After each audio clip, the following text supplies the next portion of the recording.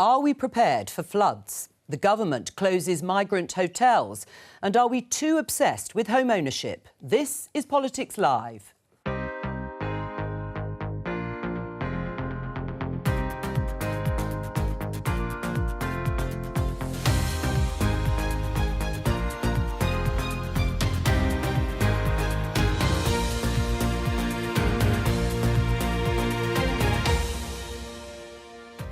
Joining me, Labour's Shadow Minister for Skills, Seema Malhotra, Conservative MP Brendan Clark-Smith, Polly Mackenzie, Chief Social Purpose Officer at University of the Arts London, and Editor of City AM, Andy Sylvester. Today, Environment Secretary Therese Coffey visits communities suffering the consequences of Storm Babet.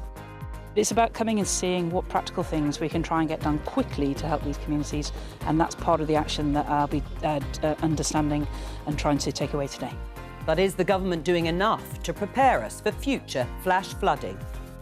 I have to fork out and I have to do all the hard work. We have to do all the hard work because that is us. It's all on us. We want it all on you now. You've got to do it. When he was Chancellor, Rishi Sunak promised this. We want to turn Generation Rent into Generation Buy. But what will Jeremy Hunt offer on housing when he delivers the autumn statement next month? And with an announcement due on the closure of migrant hotels, has the government turned the tide on small boats?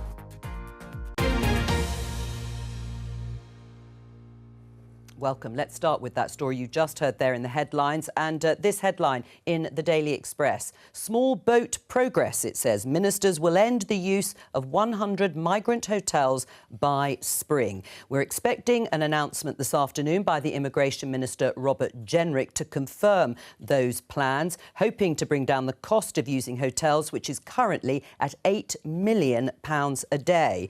And the number of small boat arrivals so far this year is about 30% down on the same point last year, and the backlog, what we call the legacy backlog, is also down, although the overall number of claims, the total backlog, is about the same. So starting with you, Seema, progress has been made. I think what people will be worried about, this is yet another announcement without a plan. We have seen announcement after announcement by the Prime Minister and the government, and yet there doesn't seem to be any change. In fact, under Rishi Sunak, you've seen the cost of hotels go up from 6 million but to on 8 the figures million. I've just given, let me just, because the opening question is, has progress been made? On the figures I've just given you, the number of small boat arrivals is down 30%.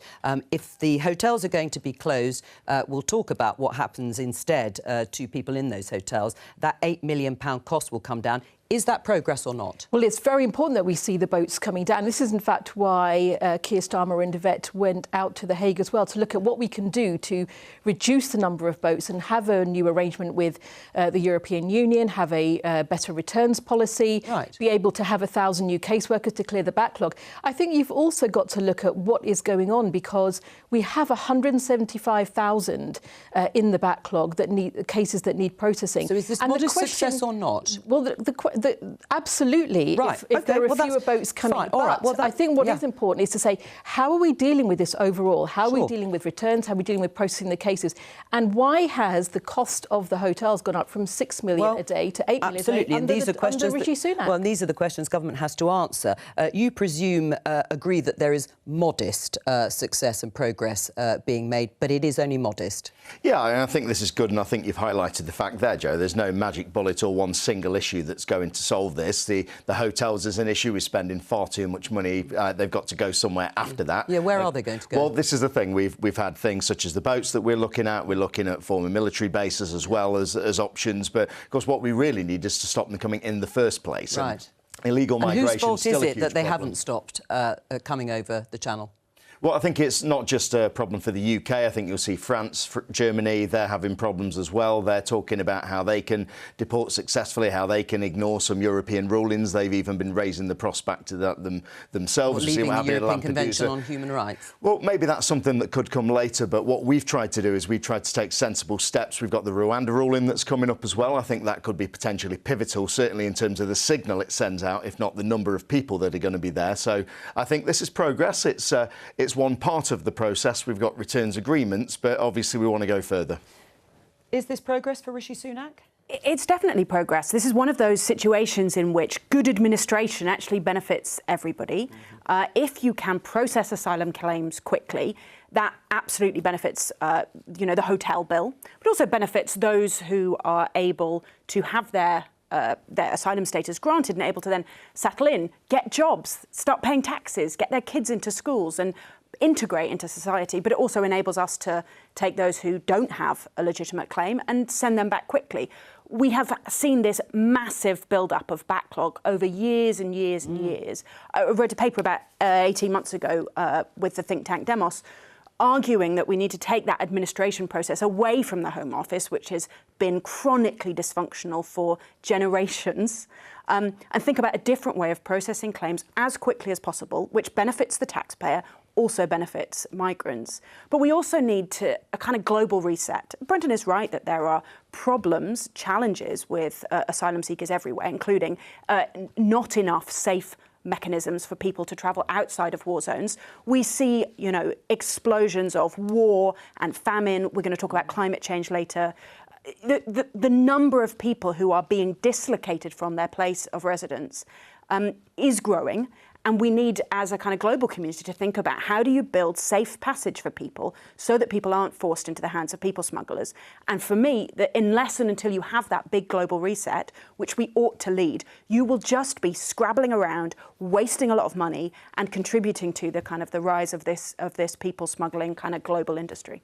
Do you agree with Polly that some progress has been made for Rishi Sunak? It sounds like it. I mean, the issue with small boats statistics is that they can be shaped by all manner of things, including quite literally the weather, which we're going to talk about in a bit. The danger of coming last on this panel is, of course, I basically just agreed entirely with Polly about this need for a sort of global rethink, because the numbers are going to go up.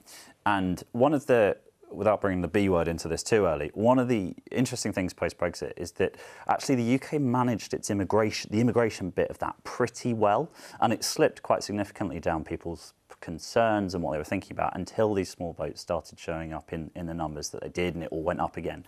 And when we look, and I'm obliged to, take an economic view of this, the UK needs immigration. We either all need to get at it like rabbits, or we need net migration younger people to come in. It's at a record high, isn't it? But we absolutely need that. We've still got massive shortages across the economy. So unless the perception of immigration is that it's under control, that we have a plan, then I'm afraid we're not going to be able to have sensible economic policy towards immigration, and that's going to leave all of us less well off. I think there's just one final point, which is how are we going to build an infrastructure with our working together with international partners to stop the rise in the future? It isn't that it's over.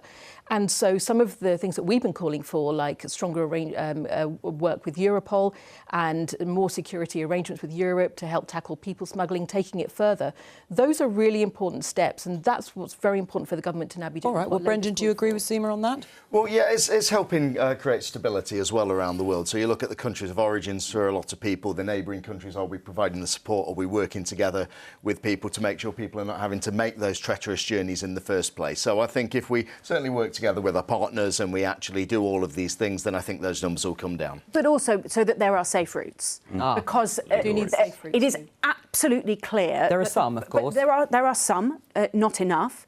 And crucially, most of the burden of supporting refugees does fall on those neighbouring countries. You know, if the population of Lebanon who are refugees, for example, is vast in comparison with anything that any European country even imagines dreaming of. Well, the government has said it would open new safe and legal routes, but we've yet to see a list of where they would be. Let's talk about floods. The front page of The Mirror, Storm Babet nightmare. Why will no one help us? Well, earlier today, our reporter Charlotte Leeming in Retford in Nottinghamshire told us what the impact has been in this area. Let's have a look. Well, it's absolutely chucking it down here in Retford, which is the last thing that people want. They have seen the worst flooding here in 50 years after the storm swept in on Thursday and really took hold, and it really caused a lot of devastation at the weekend. I mean, look at this person's back garden. It's absolutely flooded. Inside is such a mess, and people want to get back in and start clearing up and trying to solve, the situation inside and get the insurance sorted and start cleaning up their homes, but they can't because we now have this yellow weather warning for further rain here. and the water levels are so high, the rivers are swollen, that they're really worried there's going to be more flooding. And they're asking questions now about how this was allowed to happen. We've seen millions spent on flood defences, and yet we've seen this devastating flooding. So people asking for more help, and they might not be back in their homes for several months yet. Brendan, this is your local area. Well, that question, how was it allowed to happen? Why are people suffering in the way they are? Well, this is my constituency. I've lived in Retford and I was there on Darrell Road only yesterday as well with the Secretary of State. And whilst there's investments all over the country in flood defences, when you do get these freak weather occurrences going on, this thing is going to happen. But what you've got to do then is that you've got to support residents, you've got to make sure the clean-up operation is there. And how is that happening? Well, the authorities are working together. The Environment Agency have been there. Local councils are doing their bits. They're bringing things to help residents. We're looking at financial support. We've had insurance mentioned there. We set up things like Flood Re, so people who live in areas where they're likely to have floods can actually access insurance, because the premiums were quite insurmountable, really, until we actually did that. So a number of things. It has been absolutely devastating, but I think this is something where we've really got to work together. You know, whatever party you represent, whether you're a council, whether you're the government, this is absolutely devastating for our residents, really. And well, you say it's a freak. You say this is a freak weather occurrence, but actually we've seen whole swathes of the country being flooded time and time again. What's freak about it? Well, I think this particular storm in some areas are worse affected than others. Now, in my constituency, we have actually had floods before, so there are some areas that are more liable to it. Now, the government's investing £5.2 billion in those flood defences, and certainly in the last few years, around 374,000 homes have been protected. But I think there are other factors you can look at as well, whether people are building on floodplains, whether some of these defences are effective or not, whether we're not just throwing money at it, and we're looking for the long term. Well, you're in the Conservative Party, you're a Conservative MP. This is your government taking these steps. £5.2 billion sounds like quite a significant amount of money. Do you think it's working with good effect in your constituency? Well, we're trying to draw up some schemes for the constituency there. We have had some money that's going to be invested. But again, really, we need tens of millions of pounds spending to mitigate some of the things that we saw. And even if those defences were in place, with a freak accident like that, you would still, unfortunately, have flooding. And that's why I think the response to it is also just as important as preventing and mitigating it. Are you happy with what you've heard from the Secretary of State? Are you satisfied with what Therese Coffey has said and is promising your constituents? I'm very pleased she came straight out to see it. I think that was very important to do that. And the money that's being invested in the country for flood defences, yes, personally as a constituency MP, I'd like to see a lot more money on flood defences spent in my constituency. We talk about levelling up. Worksop, the other town that flooded very, very badly. The town centre was underwater in 2019, actually, and at the time there was no support at all. We didn't have an MP there either. We needed the flood defences, and we didn't have them. Your constituents are still look as if some of their houses and their gardens are underwater. When do you think they'll be able to go back to their homes? It could be weeks, it could be a couple of months with those, and that's a shame. And that is one of the roads that it floods very regularly with the back gardens there. But as you could still see, there are still new houses being built in some of these areas. I saw one new estate next to a supermarket where the houses weren't flooded, but they couldn't get out. There was only one road in and out. And really, I think we have to look at how we do planning in this country as well. What do you make of all of that, Andy? Well, I mean, there's always an element of sympathy with, you know, weather is weather, right? But the insurers that we mentioned, the insurers don't think this is freak. They think this is the future. You know, they're investing... They are investing billions of pounds in climate modelling, which suggests that the UK is going to be hit with these secondary perils, which is what they call things like floods, far more often in the future. We see it with wildfires in California and the rest of the world, right? So these things are going to happen more often. So the government's flood rate scheme is a good one to get ahead of that, because premiums would basically make it impossible for people to live there, or at least get insurance on those. But this is going to be an issue that we're talking about more and more and more.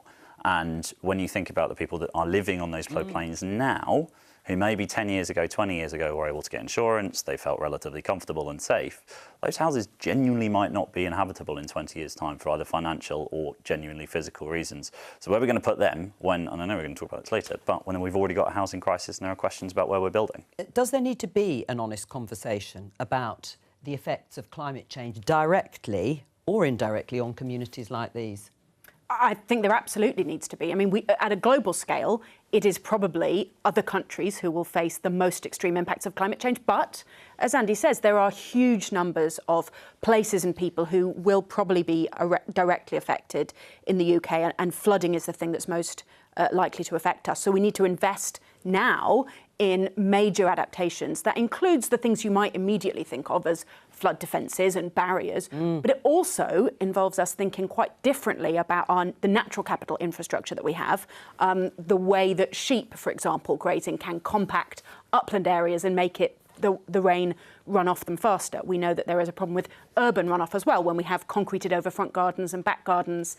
Actually bringing biodiversity into our towns and cities could not just help with quality of life, but actually help with enabling water to flow much more sustainably through towns and not lead to this kind of flash flooding that you get. But it's a lot of investment in a lot of macro and micro. Would a Labour government be prepared to make that investment? We do need to invest, but we also need to prepare. I was absolutely right about how we think about our urban environments too, to allow for what we need for tackling flooding and climate change.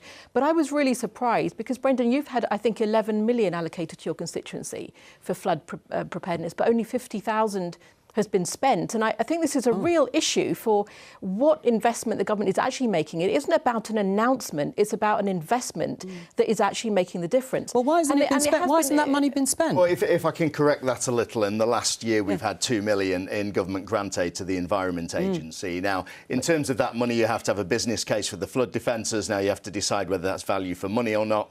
If those defences had gone in, it would have made little or no difference to what we've actually seen. How many years do you need to prepare? I mean, the Labour Party has been calling for a flood preparedness task force for nearly 4 years. And it is because we get floods year after year. They are in the same places. What more do you need to do? How do you bring together central government, local agencies, local communities, and actually prepare together? And the government hasn't been doing this. And every year we seem to find more headlines and the minister out again to where there's floods with sympathy but without a plan. All right, well, let Brenda, we need to invest in for the future. There are those plans, and we could point to many schemes across the country where we have actually put flood defences in. We've saved 374,000 homes just in the last few years. But what we're also doing with this 5.2 billion investment is we're going to be doing that. We're going to be designing things in that are more sensible. And as Polly was saying, I think we really need to look at how we plan in this country as well. Now, what has happened is you're still having things that are being built in certain areas that are actually making this problem a lot worse. And then people like the Environment Agency then have to work around that. And as we've also got fewer planners, which is why the Labour Party said we're going to need to invest in having planners in local authorities. Local authority services and planners, again, it's examples of where we've seen the resilience being cut through lack of preparedness from the government. It's yet another example of broken Britain. I mean, what about this task force? What would it do?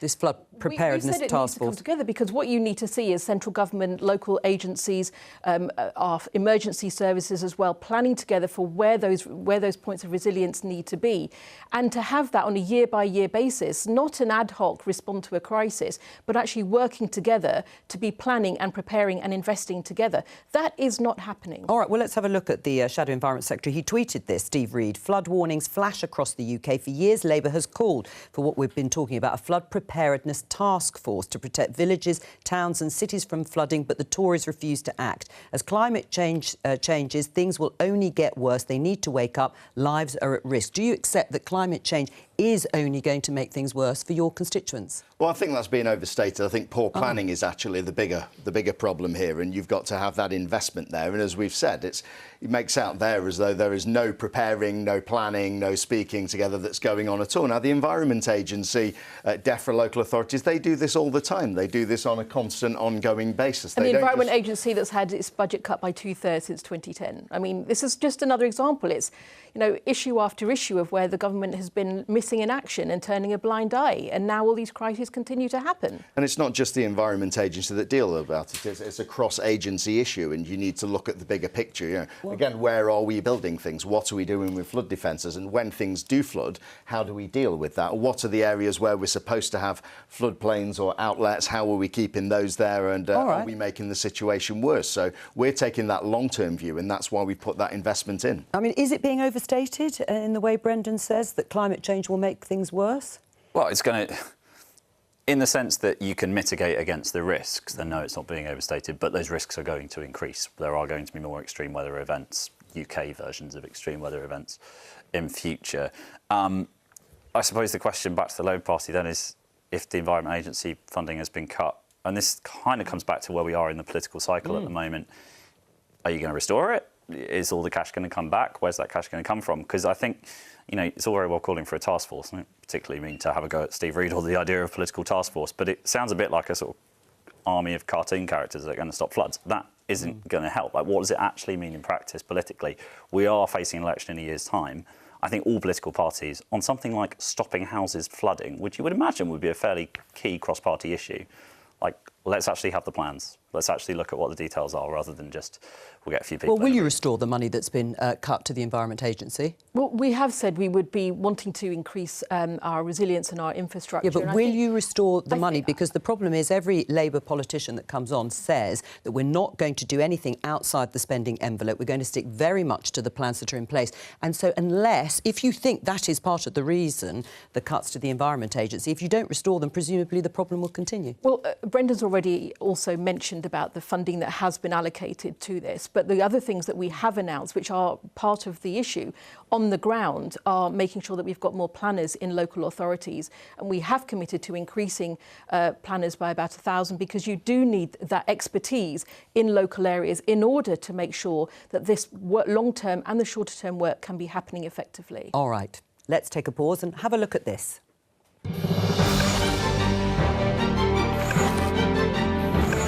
When I revert back to 2006, 2007, to the idea you got to buy a home, push your finances to the extreme to buy a home, renting is a dirty word, I do look back with real anger. Money-saving expert Martin Lewis there. It's a clip from a new BBC documentary, Britain's Housing Crisis, What Went Wrong. That particular clip is from last week's episode. The second episode is on BBC Two at 9 o'clock tonight. Worth watching. My question, though, starting with you, Brendan, is are we too obsessed with home ownership? Not at all. They say an Englishman's home is his castle. I think it's a very aspirational thing, a very British thing. And really, I think a lot of renters aspire to be homeowners. So the thing is to make sure that we give people the opportunity to do that, to get on the ladder. Sometimes that means building more homes. Sometimes that means working on things like mortgages. And sometimes that means reforming things like stamp duty. Are we too obsessed with home ownership, Polly? Well, I think we're not obsessed enough with Martin Lewis, because we should be. He's my old boss, so, you know, declare an interest. He founded a charity that I ran. But one of my foundational beliefs is that we'd been a lot better position politically, economically and socially if we spent more time listening to Martin, who is broadly right about most things. Home ownership is not a good in and of itself. Brenda's right, it's an aspirational thing for lots of people. But because of that, we have majority still, just about, of people who own a home, we then have created a situation, kind of game theory-wise, where asset inflation is the thing that we want. And we get excited about that. But what that really means is it's imaginary money. You know, my house worth a bunch of money, but I can't get hold of that money unless I sell it, and then I've got to buy somewhere else to live. And so we've created this elaborate fiction, which is making life worse and worse, generation by generation. And huge numbers of people who can't afford to buy a home, increasing numbers, are going to go into retirement renting, and that's then an additional liability on the state in terms of supporting them with their rental payments. Right, so we're in a complete mess, and it does start with house building. Right, and it's become as much about an investment, an asset, Seema, has it in your mind, as somewhere to live? It is. I think for the most part about a place to live for people. People want to be able to have a home that is secure, somewhere they can plan for their future, somewhere they know their family's going to live, somewhere that they can have as a base from where they can then get the has job it they expanded want. beyond that? I think in large part it is about where people want to live. This is why we've got to look at how the system is broken. You've got 500,000 fewer homeowners since 2010. Anyone born today could be looking at being in their 50s before they have a home of their own. But people having a home of their own is about having that security, a base from which they can play a part in their communities, somewhere they feel that they can bring up their children and their families with going to local schools where they know that will continue to be the case. This is all part of how, when we talk about homes, we also talk about that linked in with jobs and communities. Right, well, let's have a look actually at perhaps one of the reasons that the dream of home ownership has stayed a dream. If you have a look at this graph, shows how earnings and house prices have grown over the past 25 years. This is earnings. You can see how it's gone up or grown since 1997 to 2022. It's gone up modestly, but have a look at the growth and increases in house prices. They have soared, and that means it is a dream, and a dream only. Yeah, it becomes harder every year. I mean, it's when you look at those, it wasn't the year just gone, but the year before, the average house earned more than the average worker, and the average house wasn't doing a tremendous amount of work. And when you've got assets earning more than labour, that's a problem. Economically, it's a problem for young people's motivation. It's a problem for their kind of feeling of security, as we've alluded to around home ownership. Paulie's right. Home ownership is not a good thing in and of itself. In the economic system that we live in, you'd be very silly not to try and buy a home as soon as you can. But one thing I would say about this whole issue, I was having a conversation with a UK bank CEO this morning, and one thing I always like to ask on background is, what's one thing that we're not talking about enough that's keeping you awake at night? What are you worried about? What are you talking about at board meetings that you open City AM and there's nothing in there about it? And they said rents. They said the price of renting is now a significant competitive disadvantage for the United Kingdom. It is not getting better. And when we are in a war for talent that we discussed earlier, it's cheaper to live in Berlin. It's cheaper to live across Europe. And young people need a reason to come here to build businesses here. And if they can't get on the rental ladder, let alone the property ladder, then that leads to a very dark place for us economically. But is that because one of the issues is having a secure tenancy? And the issues is that actually people aspire to own their own homes to get away from the insecurity and expense of renting. Of course they do. Everybody would like to own a home. I would like to own a home and be able to knock the wall through to create a bigger front garden. There's 101 things that you want to do. That doesn't even make any sense. It doesn't quite, but never mind. You can tell I don't own a house. You're right. So there are a number of things that people want to do, and you're right, security is a massive part of it, and it's not a particularly English thing, despite the Englishman's home as a castle. People like to have that security. Well, but is there a psychological barrier here? Because in Germany, for example, is one of the countries where renting has long been established as a way of life for many, many people living there. And you can live there all your life in a rented accommodation and or up to 20, 25, 30 years. So European countries, most of them have larger institutional rented sector. So large investment companies who own huge blocks. We in the UK have actually a larger social housing sector and a much more disaggregated sort of private landlordy type private rented sector. So that makes us a bit different, and it does mean that people who are private renting are often stuck with all of the insecurity as well as potentially the high prices. But, you know, if you zoom out, you have to just recognise this is really about supply and demand of houses for people. The population is rising. We need houses for them. And, of course, because of the financial incentives and the fact that lots of international money comes into our housing market as well, there's then a kind of accelerant fuel of our financial system which drives prices up further and further. Have government interventions in the past been a bad thing, whether it's right to buy, help to buy, shared ownership, 95% mortgages, ISAs? I mean, there are a whole range of things. Well, have they not helped? Because all they've done is stoke demand and not provide supply. One thing I would highlight is the government withdrawing its housing targets in the middle of a housing crisis. Look, there is an issue with the supply of homes and also how how we make sure that those homes are affordable. I mean, it's one of the reasons why we've called for some reform of Section 106 agreements, which is so that you can get more affordable homes. It isn't just homes, because there's enough of a supply of wealthy and luxury homes. The question is about affordable homes that people can afford to buy where they're living in their communities and near where they work. And we do need reform to make that, more financially viable, but also to have a plan for those homes. But are those and those government communities. interventions in of themselves a good thing or not? Well, we would actually want to see as well a mortgage security, a guarantee, and make sure that there are ways in which first-time buyers can have first dibs on housing that comes up. So there is a role for government. That is important, but we've also got to look long-term at the situation as a whole. I mean, have those government interventions been helpful in terms of sorting out a shortage of housing? Reducing demand is a bad idea when there isn't supply. It's only going to push up prices. Help to Buy is, for instance, a tremendous policy if you happen to be the person that is able to take advantage of it, because it's great. It's extraordinarily generous. It is bad for the country and for the economy and for the price of housing overall. So it's political interventions. I'm not going to get into right to buy or anything, because then we're going to battle about the soul of the Tory party and we've only got 15 minutes left. But Polly's right. It comes down to supply. It comes down to supply of houses in the places that people want to live. And whoever forms the next government is going to have to try and do what you just about saw Boris start doing, which was to say local opposition is one thing, but we need to build some houses. And then that all fell apart after the Cheshire and Amersham by-election, and politics got in the way, and we went back to, well, only if Mrs Miggins at the end of the road is happy that there might be a house 200 yards away. We've just got to build. Right. And unless we build, I alluded to it earlier, the economy's in a really bad place. Right, well, I mean, Brendan, what do you say to that? I mean, if you want to win the next election, what about a massive offer on housing and building? We've got to increase the supply, absolutely. In the meantime, the incentives that we've got, people still need to get a home, so I still think it's important to do those kind of things. Do you? You think they've been a good thing, those government interventions? I do think they're a good thing, and we spoke about having the right to buy. I thought that was the best thing that What about the end of Margaret housing Thatcher targets? did.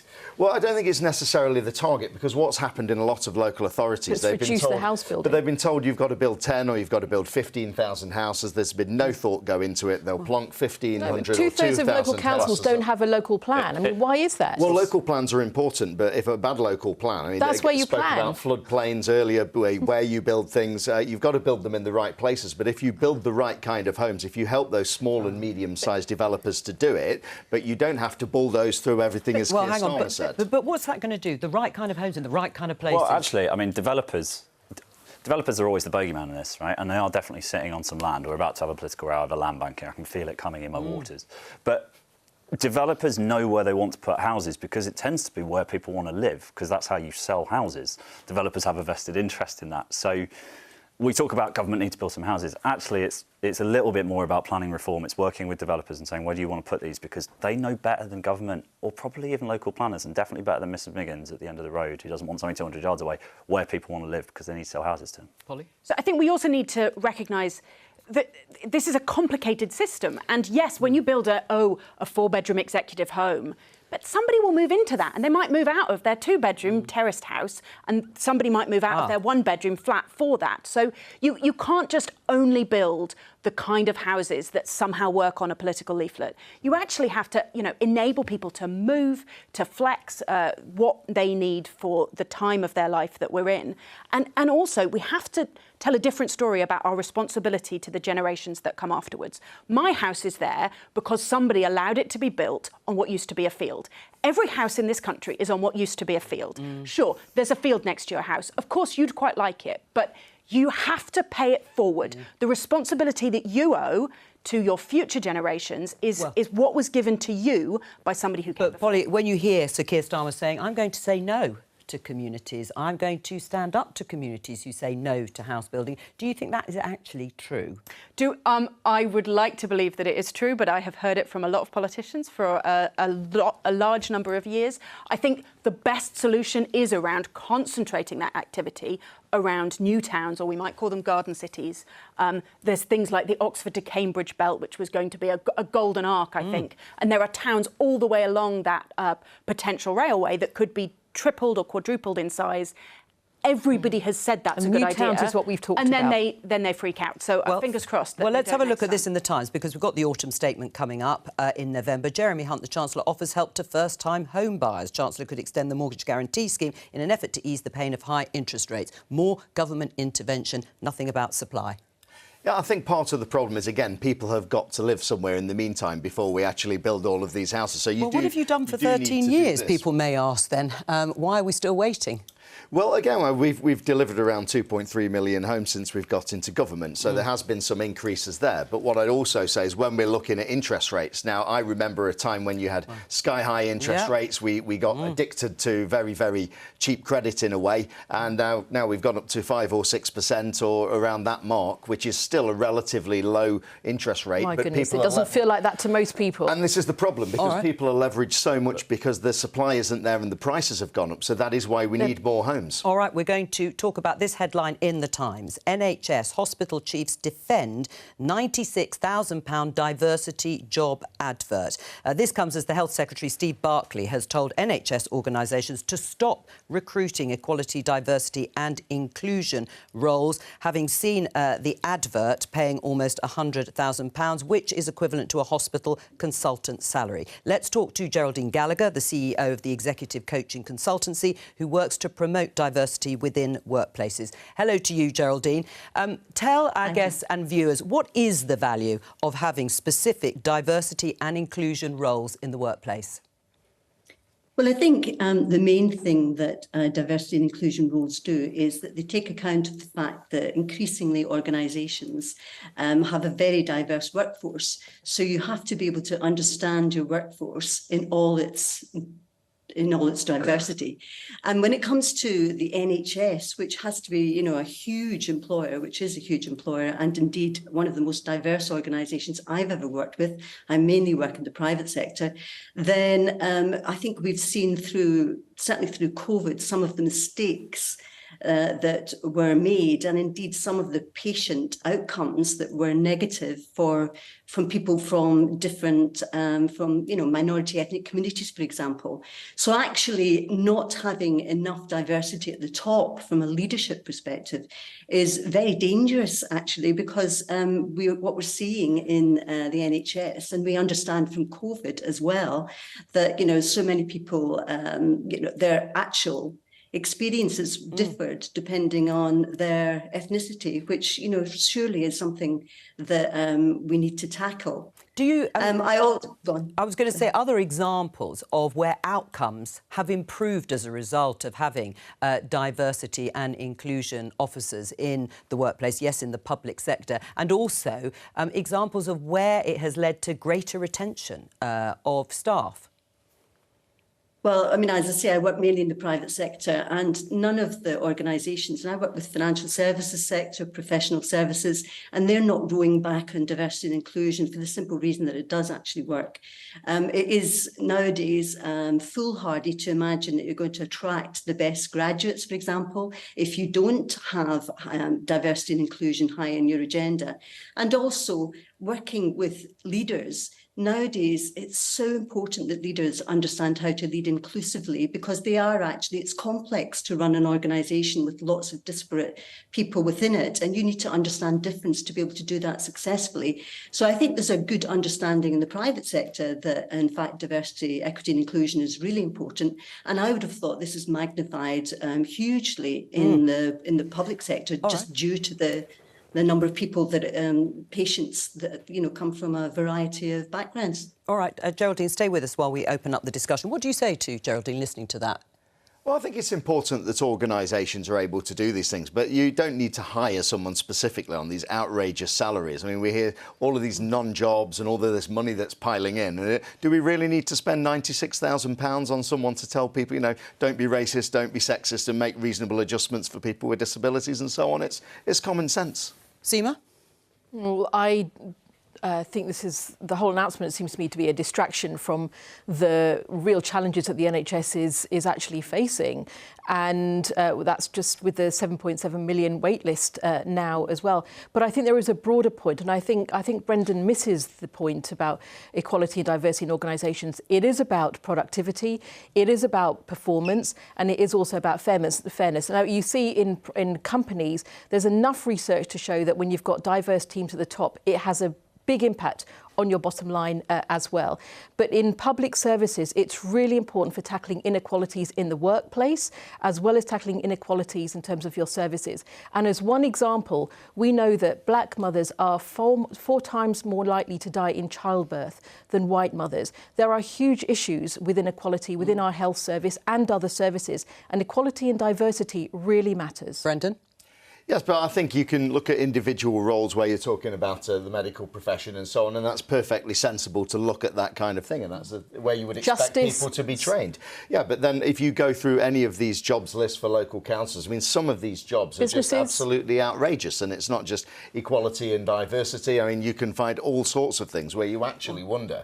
It's a little bit like the discussion we had earlier. It's like there's a big hole with one person digging and 10 people standing around looking at it. All right, well, you know, where is the productivity? What are these people doing? Well, there's a lot of research that can help there is another point. You sound like you're almost advising some of these organisations to break the law, because under the Equality Act in 2010, organisations are obliged, more than obliged, mandated legally to meet some of the criteria set out in that Equality Act. Yeah, and they should be doing that. That's the point. But you don't need to have a specific officer on such a huge amount of money. Now, if you scrapped all of these jobs all across the board, you know, you can spend that on your doctors and nurses, you can spend that on your flood defenders, you can spend that on tax cuts or helping to get people on the housing ladder. So what we actually need is less of these kind of jobs and jobs that actually do something. Right, Geraldine, do you want to come back on that?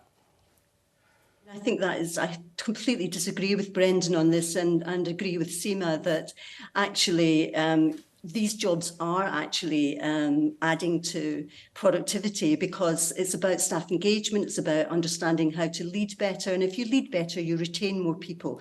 And also in the NHS, if you lead better, then the outcomes for patients is better too. You need to understand difference today in today's society more than ever. Understanding difference is a key leadership trait. And unfortunately, Brendan, I don't think that you should just expect that people know how to do this. That's not my experience at all. And I've been working in this area for 15 years plus. And it's very tricky, actually, to try and change the makeup of the leadership in any organisation. And actually, DEI professionals have done a good job in the NHS over the last 3 years since I last coached a leader there. The gender equity has improved enormously. So they obviously are doing something right, because I think the NHS are a good example of having done some good stuff. Andy, what do you make of it? Is it a waste of money, spending nearly £100,000 on a diversity and inclusion officer? I have almost exactly zero views on that specific role, if I'm honest. I can't bring myself to be overly grumpy about it either way. What I would say is that what we've seen in the city over the past 3 to 5 to 10 years has been an extraordinary burst of DEI activity. And where it's worked, because people do recognise that it can work, doesn't always work, but it can work, is when leaders, I mean CEO, boardroom level people take it under their wing and they guide it forward. Now, they might need a DEI officer to help them out and help them out with the language, but fundamentally, it comes from the top. All change comes from the top, and it has to be led by people taking it seriously. So if this is going to work in whichever hospital this may be, and I don't know whether they're talking to people about how to tread on eggshells around race or whatever it might be, or whether they are looking at these inequities in terms of outcomes, it's going to come down to the leadership. And without wishing to be rude about NHS leadership, if I was to get grumpy about NHS personnel and how that works, my instinct would be to look at the people that are across middle management and senior management in the NHS and making sure they're accountable for the performance of their hospitals and their services. Polly? There's a danger we're getting a bit muddled. We've mostly talked about EDI in the context of as a sort of HR function, thinking about staff. It is important there, but when it comes to public services, and Seema and Geraldine did touch on this, it is about health inequalities. It's about the outcomes of that service. We know that people from ethnic minorities, we know that people with disabilities are much more likely to experience worse outcomes, and good EDI can save lives. Thank you to Geraldine for joining us and all of our guests. I'll be back with more Politics Live at 11:15 here for Prime Minister's Questions, of course, on BBC Two and the iPlayer. But from all of us here, have a lovely afternoon. Bye-bye.